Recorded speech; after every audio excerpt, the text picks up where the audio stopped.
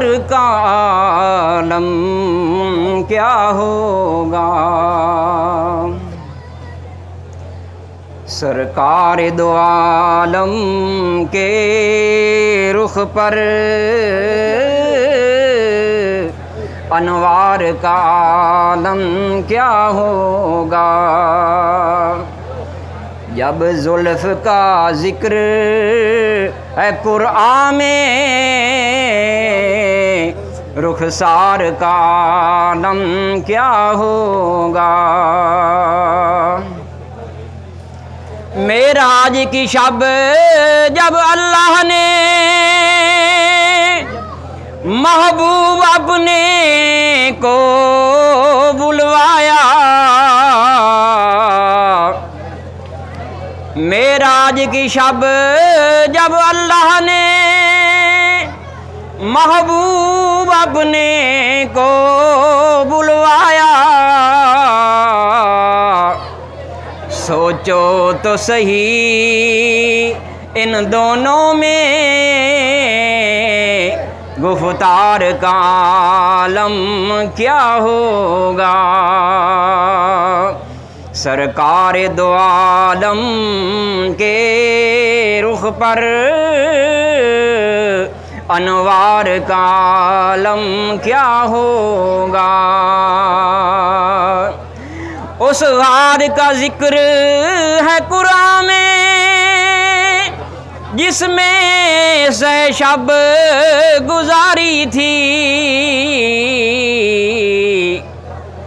جس میں گزرے ہیں 40 برس، اس غار کا عالم کیا ہوگا؟ جس میں گزرے ہیں 40 برس،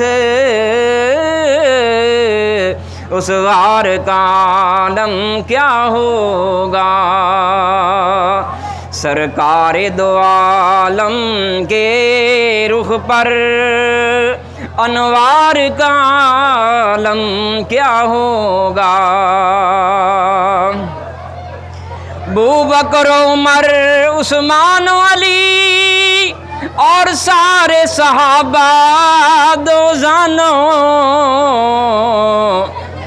جب بیٹھتے ہوں گے مجلس میں دربار کا عالم کیا ہوگا؟ جب بیٹھتے ہوں گے مجلس میں دربار کا عالم کیا ہوگا؟ سرکار دو عالم کے رخ پر انوار کا عالم کیا ہوگا؟ کھائی ہے قسم خود قرآن میں اصحاب کے دوڑتے گھوڑوں کی، کھائی ہے قسم خود قرآن میں اصحاب کے دوڑتے گھوڑوں کی، اصحاب کا جب یہ عالم ہو سرکار کا عالم کیا ہوگا؟ سرکار دو عالم کے رخ پر انوار کا عالم کیا ہوگا؟ جب زلف کا ذکر ہے قرآن میں گفتار کا عالم کیا ہوگا؟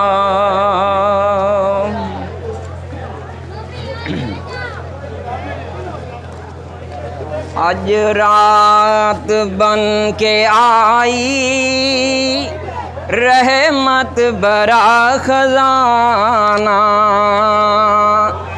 آج رات بن کے آئی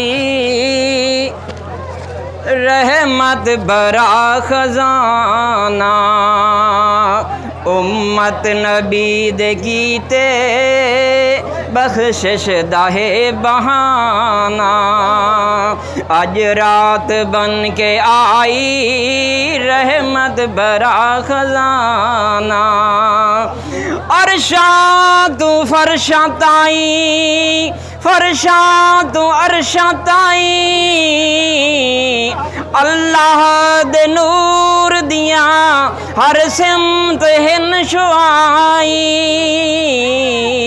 عرشاں تو فرشاں تائیں، فرشاں تو عرشاں تائیں، اللہ دے نور دیاں ہر سمت ہن شعائیں، انمول ہر گھڑی ہے موسم بہو سہانا، آج رات بن کے آئی رحمت برا خزانہ، آج رات بن کے آئی رحمت برا خزانہ، امت نبی دے کیتے بخشش دہ بہانا، آج رات بن کے آئی رحمت برا خزانہ، عرشاں تو اج زمین تے ملائک تمام ہن آئے، پڑھ دے پے مومنا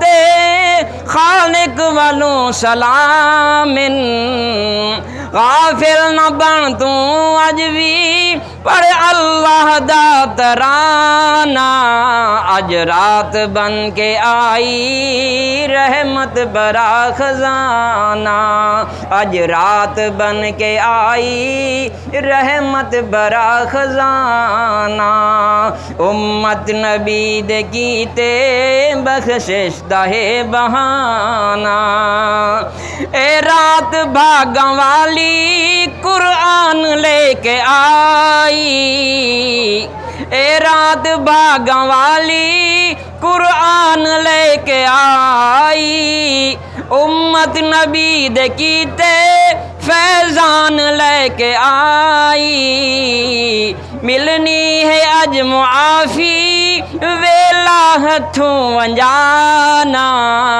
اج رات بن کے آئی رحمت برا خزانہ، راتاں ہزاراں واراں میں ایک لیلۃ القدر تو، راتاں ہزاراں واراں ایک لیلۃ القدر تو، پوچھ لے قرآن کولوں محبوب ذی فخر تو، رو رو کے رب منا لے کر سجدے عاجزانہ، آج رات بن کے آئی رحمت برا خزانہ، آج رات بن کے آئی رحمت برا خزانہ،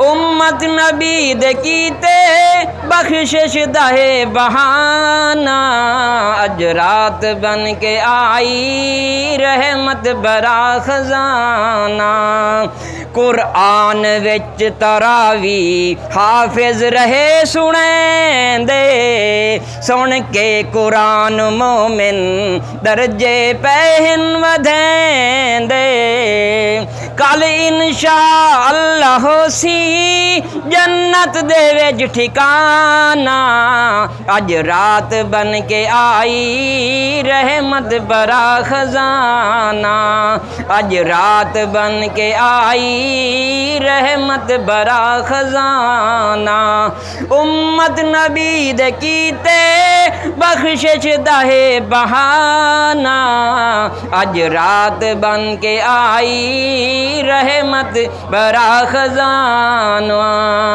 سب نو ہوئے مبارک قرآن دے ختم دی، سب نو ہوئے مبارک قرآن دے ختم دی، بالے جا گناہ گاراں تے رب سائیں نظر کرم دی، حافظ دے ماں پیو دے سرتاج ہے شہانہ اج رات بن کے آئی رحمت برا خزانہ اج رات بن کے آئی رحمت برا خزانہ امت نبی دے کیتے بخشش دہے بہانہ اج رات بن کے آئی رحمت برا خزانہ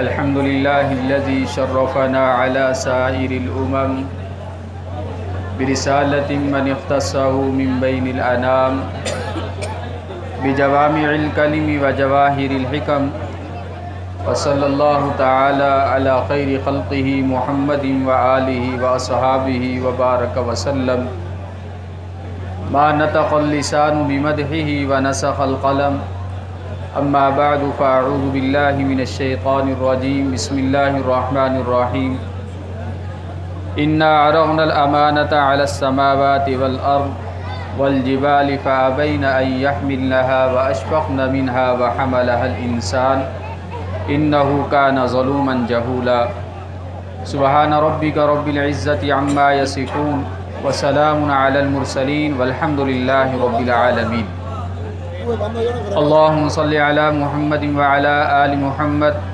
كما صليت على إبراهيم وعلى آل إبراهيم إنك حميد مجيد اللهم بارك على محمد وعلى آل محمد كما باركت على إبراهيم وعلى آل إبراهيم إنك حميد مجيد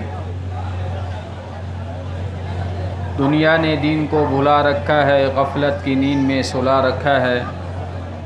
اس دور میں خوش نصیب ہے وہ اکبر جس نے قرآن کو کھلا رکھا ہے۔ میرے محترم دوستو، بزرگوں، عزیز ساتھیوں، آج 28 اپریل 2022 بروز جمعرات جامع مسجد رحمانیہ جھنگ شہر میں تکمیل قرآن کی مجلس میں ہم سب لوگ اکٹھے ہیں۔ اس جامعہ مسجد کے اندر میرے والد ماجد، میرے والد محترم حافظ ہارون الرشید صاحب دامت برکاتہم العالیہ نے آپ حضرات کے سامنے قرآن کریم سنا، اپنا قرآن کریم سنایا اور آپ نے اس کو سماعت کیا۔ الحمدللہ 52-53 بہاریں اس مسجد کے اندر گزار چکے ہیں۔ 52-53 سال ایک ہی مصلی کے اوپر کھڑے ہو کر، یہ ان کے لیے اعزاز کی چیز ہے۔ ایک ہی مسجد کے اندر ایک ہی مصلی کے اوپر مسلسل پیدر پہ آپ حضرات کو قرآن سنا اور آپ حضرات نے جو ہے سماعت کیا۔ سب سے زیادہ میں ان کو مبارکباد پیش کرتا ہوں، پھر آپ حضرات کو مبارکباد پیش کرتا ہوں۔ آپ نے ان کی اقتداء میں قرآن کریم جو ہے وہ سماعت کیا۔ قرآن کی مجلس ہے، قرآن کی محفل ہے، چند باتیں قرآن کے متعلق آپ حضرات کے گوش و گزار کرنا چاہتا ہوں۔ اللہ رب العزت کا پیغام انسانیت کے نام یہ قرآن ہدایت ہے، اور اس کو دینے کا مقصد، اس کو بھیجنے کا مقصد لِتُخْرِجَ النَّاسَ مِنَ الظُّلُمَاتِ إِلَى النُّورِ، تاکہ آپ لوگوں کو اندھیروں سے نکال کر روشنی کی طرف لائیے۔ اے میرے پیارے حبیب صلی اللہ علیہ وسلم، آپ لوگوں کو اندھیروں سے نکال کر روشنی کی طرف لائیں۔ یہ قرآن مجید فرقان حمید بھولے بھٹکے لوگوں کو ہدایت کے راستے کی طرف لانے والی کتاب ہے۔ گمراہی پر لگے ہوئے لوگوں کو ہدایت کے نور کی طرف لانے والی کتاب ہے۔ اللہ سے بچھڑے ہوئے لوگوں کو اللہ سے ملانے والی کتاب ہے۔ آپ نے مقناطیس دیکھا ہوگا، مقناطیس جہاں بھی ہوتا ہے وہ لوہے کو اپنی طرف کھینچتا ہے، وہ لوہے کو اپنی طرف مائل کرتا ہے۔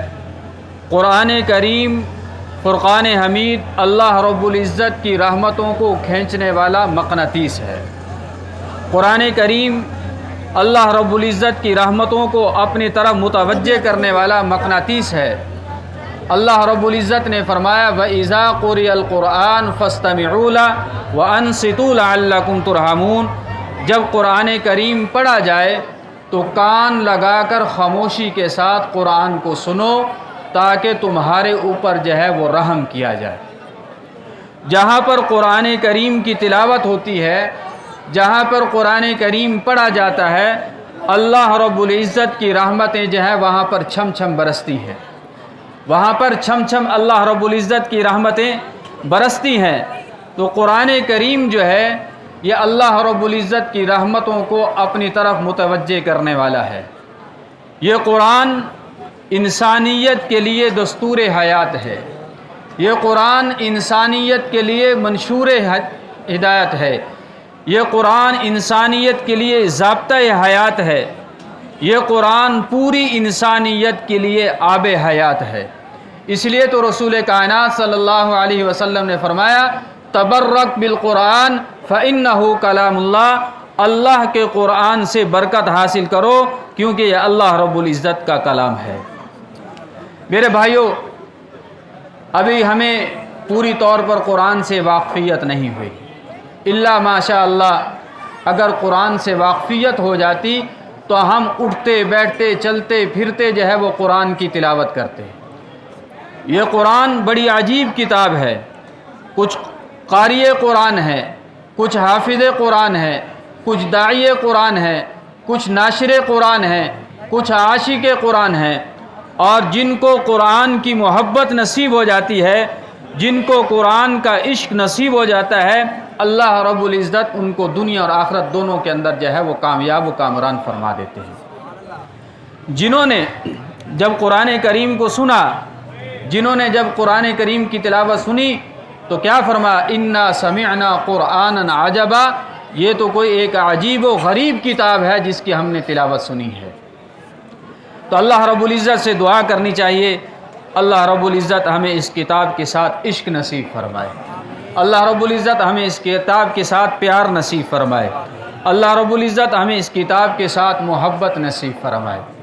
اس لیے تو حدیث پاک میں ہے کہ جب گانا گانے والی گانا گاتی ہے تو لوگ بڑی دل جمی کے ساتھ، بڑے دھیان کے ساتھ، بڑے توجہ کے ساتھ، بڑی فکر کے ساتھ اس کے گانے کو سنتے ہیں۔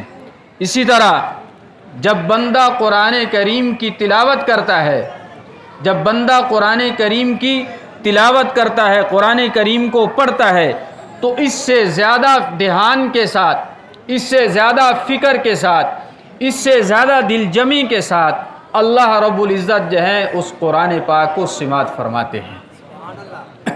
تمام کے تمام فرشتے جو ہیں وہ قرآن کریم سنتے ہیں۔ یہاں پر ایک پوائنٹ جو ہے وہ نوٹ کر لیں، ایک نقطے کی بات اپنے ذہن کے اندر بٹھا لیں کہ سارے کے سارے فرشتے قرآن نہیں پڑھ سکتے۔ فرشتوں کے اندر قرآن پڑھنے کی استعداد نہیں ہے، فرشتوں کے اندر قرآن پڑھنے کی طاقت نہیں ہے، فرشتوں کے اندر صرف قرآن سننے کی طاقت ہے۔ اور فرشتوں میں سے فرشتوں کے سردار حضرت جبریل علیہ الصلاۃ والسلام کو اللہ نے یہ منصب عطا فرمایا ہے، اللہ نے یہ اعزاز عطا فرمایا ہے، اللہ نے یہ مقام عطا فرمایا ہے کہ وہ قرآن کریم پڑھ سکتے ہیں۔ إِنَّهُ لَقَوْلُ رَسُولٍ كَرِيمٍ ذِي قُوَّةٍ عِنْدَ ذِي الْعَرْشِ مَكِينٍ مُطَاعٍ ثَمَّ أَمِينٍ۔ یہ آیت جو ہے یہ حضرت جبریل علیہ الصلاۃ والسلام کی شان کے اندر اتری ہے۔ اس لیے حضرت جبریل علیہ الصلاۃ والسلام تو رسول کائنات، امام کائنات، فخر الانبیاء محمد الرسول اللہ صلی اللہ علیہ وسلم کے ساتھ قرآن پاک کا دور کیا کرتے تھے۔ حضرت جبریل علیہ الصلاۃ والسلام نبی علیہ الصلاۃ والسلام کے ساتھ مل کر قرآن پاک کا دور کیا کرتے تھے۔ باقی کوئی فرشتہ جو ہے وہ قرآن کی تلاوت نہیں کر سکتا یہ اعزاز صرف حضرت جبریل علیہ الصلاۃ والسلام کو حاصل ہے، وہ قرآن کریم کی تلاوت کر سکتے ہیں۔ اب اگر کوئی قرآن کریم کو صحیح طور پر پڑھنا نہیں جانتا، وہ کسی قاری کا قرآن سنتا ہے، کسی حافظ کا قرآن سنتا ہے، تو اس کو بڑا لطف آتا ہے، اس کو بڑا مزہ آتا ہے، اس لیے کہ وہ از خود جو ہے وہ اس کا حامل نہیں ہے، از خود اس کا حامل نہیں، اس لیے اس کو اس کا مزہ آتا ہے۔ اور جب حافظ قرآن کی تلاوت کرتا ہے، قاری قرآن اس کی تلاوت کرتا ہے، تو فرشتوں کو اس سے مزہ آتا ہے، فرشتوں کو اس سے لطف آتا ہے۔ روایت کے اندر آتا ہے جب حافظ قرآن کی تلاوت کر رہا ہوتا ہے، جب قاری قرآن کی تلاوت کر رہا ہوتا ہے، تو وہ فرشتے اس کے قریب ہو جاتے ہیں، وہ مجمع بن جاتا ہے، ایک جنب غفیر جو ہے وہ بن جاتا ہے، وہ فرشتے اتنے قریب ہو جاتے ہیں، اتنے قریب ہو جاتے ہیں کہ اپنے ہونٹ، اپنے لب جو ہے وہ اس حافظ کے لبوں کے اوپر رکھ دیتے ہیں، اپنے لب اس قاری کے لبوں کے اوپر رکھ دیتے ہیں، اور اپنے لبوں کے ساتھ حافظ قرآن کے لبوں کا بوسہ لیتے ہیں۔ میرے بھائیوں، امام عاصم رحمۃ اللہ علیہ، جن کا انداز تلاوت اور جن کی روایت کے انداز میں ہم قرآن کریم پڑھتے ہیں، ان کے بارے میں مشہور ہے کہ ان کے منہ سے خوشبو آتی تھی، ان کے منہ سے خوشبو آتی تھی۔ شاگردوں نے سمجھا شاید حضرت کوئی الائچی چباتے ہیں یا حضرت کوئی خوشبو استعمال کرتے ہیں، جس کی وجہ سے حضرت کے منہ سے جو ہے وہ خوشبو آتی ہے۔ شاگردوں نے کئی بار حضرت سے پوچھا، حضرت نے ٹال دیا اور اس کا کوئی جواب نہ دیا۔ حضرت کے ایک طالب علم خادم خاص تھے، انہوں نے اس کا اصرار کیا، حضرت نے انکار کیا، طالب علم کا اصرار بڑھتا گیا، حضرت کا انکار بڑھتا گیا، آخر کار طالب علم کا اصرار جو ہے وہ غالب آ گیا، تو حضرت نے فرمایا، ارے بھائی، میں کوئی خوشبو استعمال نہیں کرتا، میں کوئی الائچی استعمال نہیں کرتا۔ طالب علم کہنے لگا، حضرت ایسی خوشبو آتی ہے، ایسی خوشبو ہم نے نہ کبھی دیکھی ہے نہ کبھی سونگھی ہے۔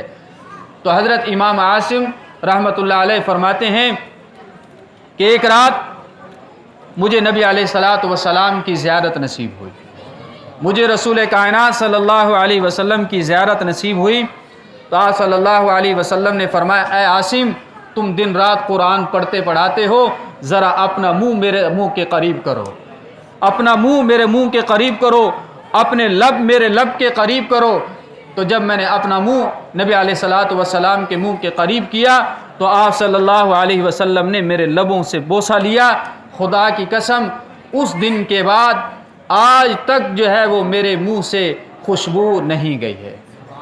یہ نبی علیہ الصلاۃ والسلام کے بوسہ لینے کی برکت ہے کہ جب انسان قرآن پڑھتا ہے، جب قاری قرآن پڑھتا ہے، جب حافظ قرآن پڑھتا ہے، فرشتے بھی اس کے بوسے لیتے ہیں۔ میرے بھائیوں، آپ نے بڑی دل جمی کے ساتھ، بڑی محبت کے ساتھ، بڑے عقیدت و پیار کے ساتھ والد صاحب کی اقتداء میں قرآن کریم کو پڑھا، آپ قرآن کریم کو جو ہے وہ سماعت کیا۔ آخر میں ایک واقعہ بیان کر کے اپنی بات کو ختم کرتا ہوں۔ ہمیں خلوت کے اندر، تنہائی کے اندر قرآن کی تلاوت کرنی چاہیے۔ یہ ایک سچا واقعہ ہے اور سندھ کی سرزمین کا واقعہ ہے۔ آج بھی بہت ساری بستیاں، بہت سارے علاقے، بہت سارے محلے وہاں پر ایسے ہیں جہاں ہندوؤں کی آبادی مسلمانوں کی آبادی سے زیادہ ہے۔ ایک ہندو فیملی کا واقعہ ہے، ایک ہندو گھرانے کا واقعہ ہے۔ وہ ہندو مذہب کے ساتھ جو ہے وہ وابستہ تھا۔ اس کی بچی سکول کے اندر پڑھتی تھی۔ اسی محلے سے ایک مسلمان کی بچی بھی اس سکول کے اندر پڑھتی تھی۔ وہ دونوں بچیاں آپس کے اندر سہیلیاں تھیں، آپس کے اندر دوست تھیں، سکول بھی اکٹھے جاتی تھی اور سکول سے واپسی بھی گھر اکٹھے آتی تھی۔ اور جب گھر میں آ کر ہوم ورک مکمل ہو جاتا تو وہ ہندو لڑکی مسلمان لڑکی کے گھر چلی جاتی۔ مسلمان لڑکی کی جو والدہ تھی، اس نے اسلامیات پڑھی ہوئی تھی، جغرافیہ اس کو معلوم تھا، وہ گھر کے اندر بچوں کو قرآن کریم ناظرہ جو ہے وہ پڑھایا کرتی تھی۔ اس نے اپنی بچی کو قرآن کریم جو ہے وہ پڑھانا شروع کیا تو ہندو بچی جو ہے وہ بھی اپنی دوست کے ساتھ، اپنی سہیلی کے ساتھ بیٹھ جاتی۔ جب اس کی والدہ اپنی بچی کو پڑھاتی حمزہ زبر آ با زبر با آبا دال دو زبر دن آبادن، تو وہ ہندو بچی بھی ان الفاظ کو سنتی تو اس کا اثر جو ہے اس بچی کے اوپر غالب ہونے لگا، اور اس مسلمان بچی نے قاعدہ مکمل کیا، قرآن پاک شروع کیا۔ تو ہندو بچی نے اپنی سہیلی سے کہا کہ میں بھی قرآن پڑھنا چاہتی ہوں، اپنی سہیلی سے کہا میں بھی قرآن پڑھنا چاہتی ہوں۔ مسلمان بچی کی والدہ نے کہا اس سے پہلے ایک جملہ اپنی زبان سے ادا کر لو، جس کو ہم کلمہ طیبہ کہتے ہیں۔ اس بچی نے زبان سے کلمہ ادا کیا، لا الہ الا اللہ محمد الرسول اللہ، اور اس بچی نے قرآن پڑھنا شروع کر دیا۔ ادھر مسلمان بچی نے قرآن مکمل کیا، ادھر ہندو بچی نے قرآن مکمل کیا۔ اب وہ ہندو بچی مکمل قرآن پڑھ چکی، مسلمان بچی کی والدہ نے اس کو اسلام کے احکام و مسائل سکھائے۔ جب وہ ہندو بچی گھر کے اندر جاتی تو چھپ کر قرآن کی تلاوت کرتی، چھپ کر نماز پڑھتی۔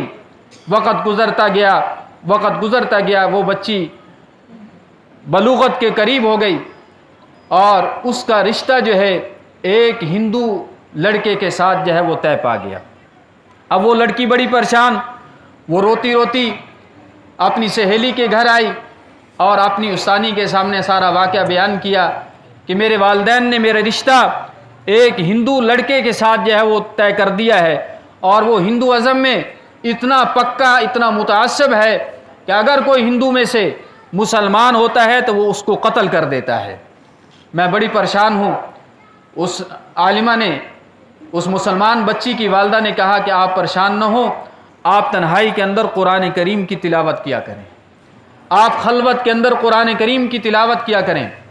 بچی نے کہا میرے گھر کے اندر تو قرآن کا نسخہ نہیں ہے، میرے گھر کے اندر تو قرآن کریم موجود نہیں ہے۔ اس مسلمان عالمہ نے کہا کہ میں آپ کے گھر جو ہے قرآن کریم بھیجوا دوں گی۔ شادی کو ایک دن پڑا تھا، شادی کو ایک دن باقی تھا۔ مسلمان عالمہ نے اس ہندو بچی کے گھر یہ پیغام بھیجا، آپ کی بچی میری بچی کی دوست ہے، آپ کی بچی میری بچی کی سہیلی ہے، تو میری بچی جو ہے وہ تحفے کے اندر آپ کی بچی کو کچھ دینا چاہتی ہے۔ اس ہندو بچی کی والدہ نے اس بات کو قبول کر لیا۔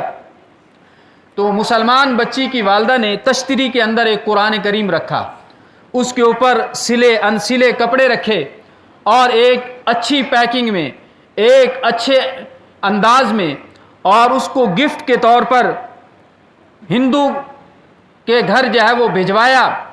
ہندو لڑکی کی والدہ نے جب وہ تحفہ دیکھا، اس نے کہا یہ تحفہ تو بڑا قیمتی ہے۔ اپنی بچی سے کہا میری بچی یہ اس تحفے کو یہاں نہ کھولنا، اس تحفے کو اپنے سسرال کے گھر جا کر کھولنا، اس تحفے کو اپنے سسرال کے گھر جا کر کھولنا۔ اللہ کی شان دیکھیے، جب وہ اپنے سسرال گئی تو اس نے قرآن کریم جو ہے وہ چھپا کر رکھ دیا۔ اس کا خاوند جب دفتر کے اندر چلا جاتا تو وہ پیچھے سے بیٹھ کر قرآن کریم کی تلاوت کرتی، وہ پیچھے سے بیٹھ کر قرآن کریم کو پڑھا کرتی تھی۔ اللہ کا کرنا ایسا ہوا کہ اس کا خاوند جو ہے وہ بیمار ہو گیا۔ ایک دن دفتر سے آیا، طبیعت بڑی خراب، طبیعت بڑی ناساز۔ بیوی نے دیکھا طبیعت بڑی ناساز ہے، کہا میں چائے بنا دیتی ہوں۔ کہنے لگے نہیں، مجھے بڑی کمزوری محسوس ہو رہی ہے۔ تو کہا ڈاکٹر صاحب کو چیک کرا لیتے ہیں۔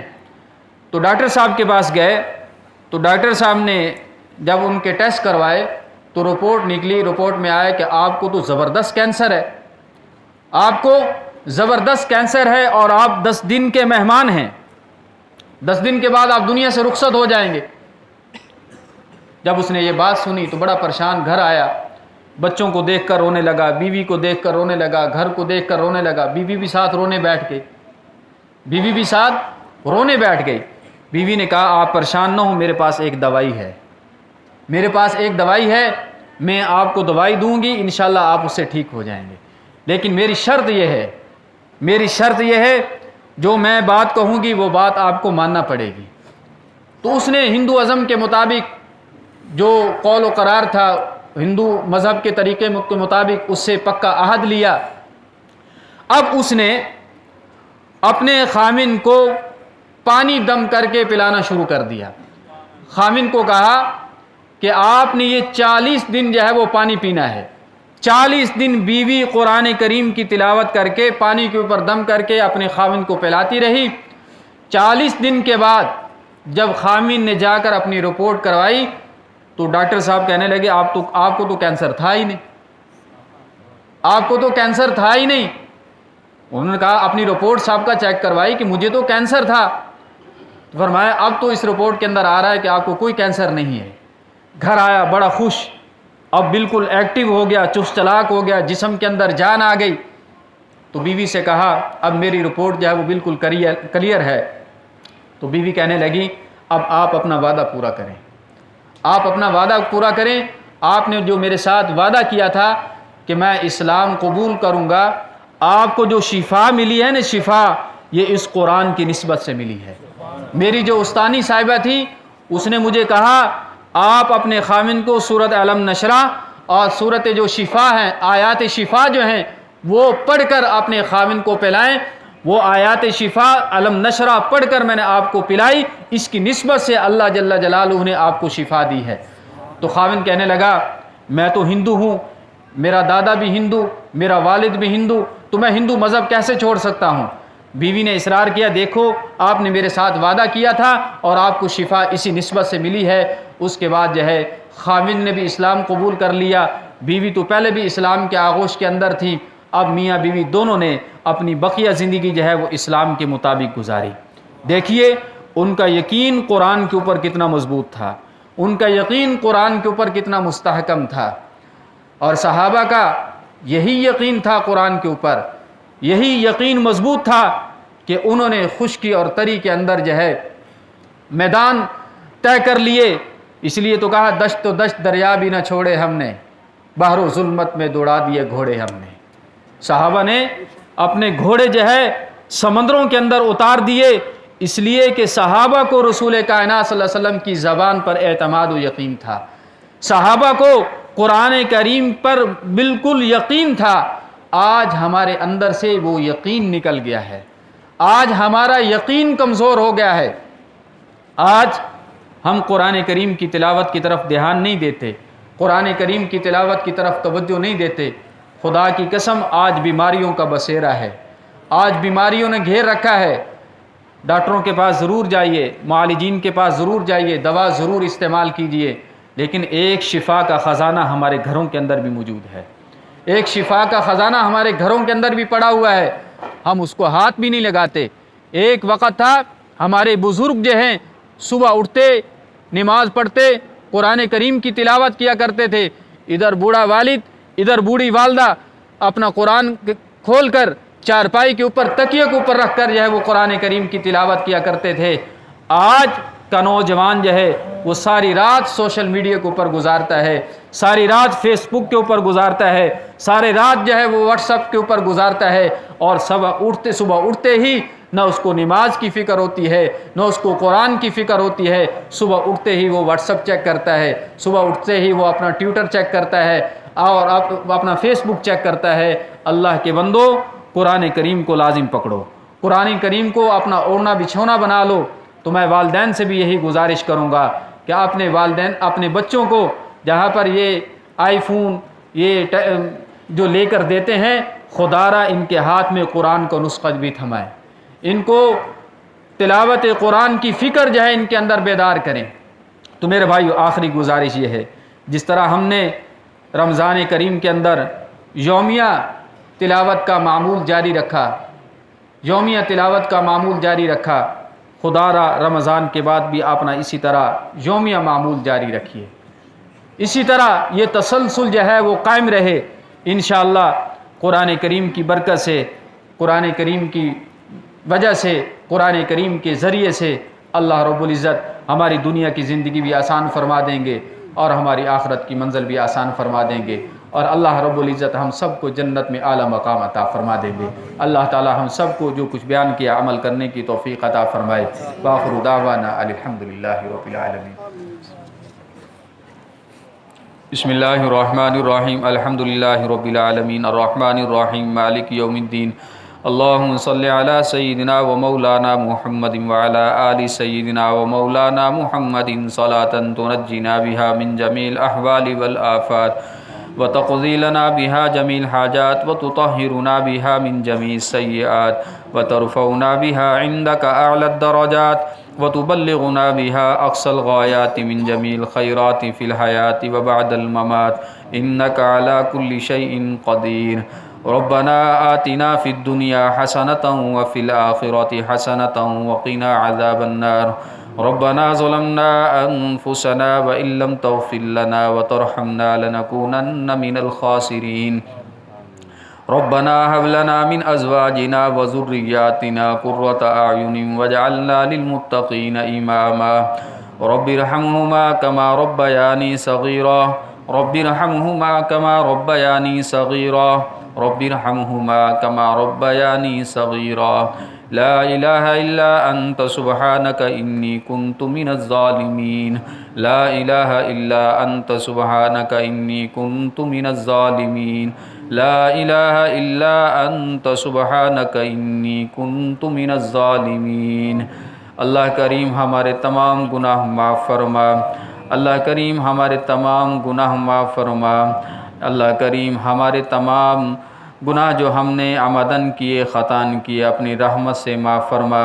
ہمارے گناہوں کی سیاہی پر اپنی رحمت کا قلم پھیر دیجئے۔ اللہ کریم جو حاضرین میں بیمار ہیں، غائبین میں، گھروں میں، ہسپتالوں میں، یا اللہ سب کو شفائے کاملہ عاجلاً مستمرہ نصیب فرما۔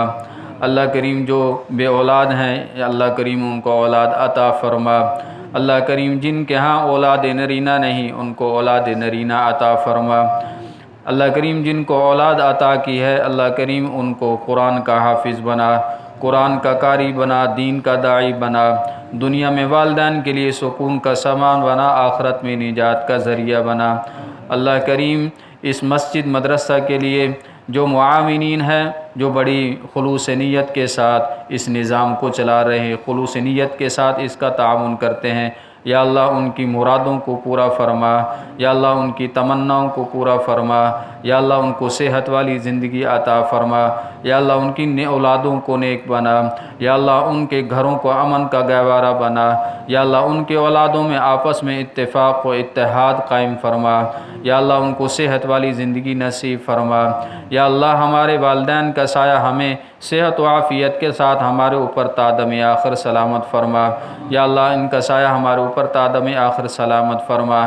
یا اللہ جس طرح ہمیں اس رمضان کا احترام کرنا چاہیے تھا، اکرام کرنا چاہیے تھا، یا اللہ ہم صحیح معنوں میں اس کا اکرام نہیں کر سکے، یا اللہ جو غلطیاں ہوئیں، کمزوریاں ہوئیں، یا اللہ اپنی رحمت سے معاف فرما، یا اللہ اس کی رحمتوں کو زیادہ سے زیادہ سمیٹنے کی توفیق عطا فرما، یا اللہ جو کچھ مانگنا چاہیے تھا نہیں مانگ سکے، یا اللہ آپ بن مانگے عطا فرما دیجیے۔ ربنا تقبل منا انك انت السميع العليم وتب علينا انك انت التواب الرحيم وصلى الله تعالى على خير خلقه محمد وعلى آله وصحبه وذرياته واهل بيته اجمعين برحمتك يا ارحم الراحمين۔